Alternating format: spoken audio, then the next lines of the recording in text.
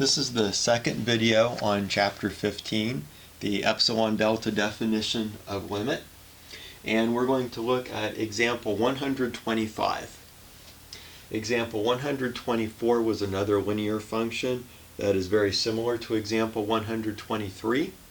And so example 125, this one's a little bit more difficult because we're dealing with a quadratic function. So we have the limit as x approaches 6 of x squared minus 1 is equal to 35. Again, this is yet another example of the limits and the function value being the same. In the next chapter, in chapter 16, we'll see why that is. But in the solution that's in your notes, let delta be less than the minimum of epsilon over 13 and 1. The question is, where did the epsilon over 13 come from and why the 1? So where did this bound come from?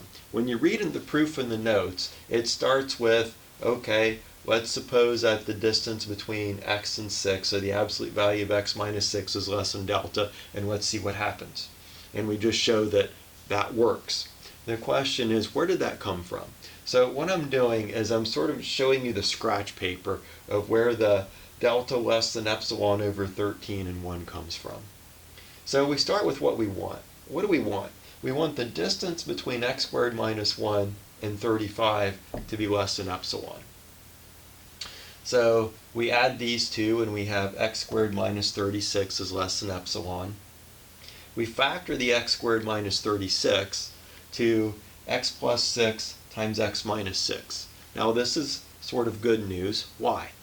Because we have control over the x minus 6. The x minus 6 is what we're going to have less, or the absolute value of x minus 6 is what we have less than delta. So we can control this. But by controlling how close x is to 6, we also control how large x plus 6 can be.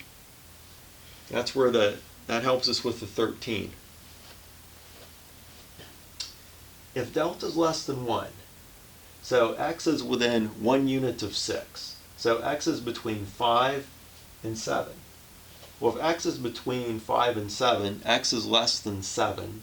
So x plus 6 is less than 13. Okay? That's because x is less than 7. X is less than 7. That implies x plus 6 is less than 13. That's where our 13 comes from.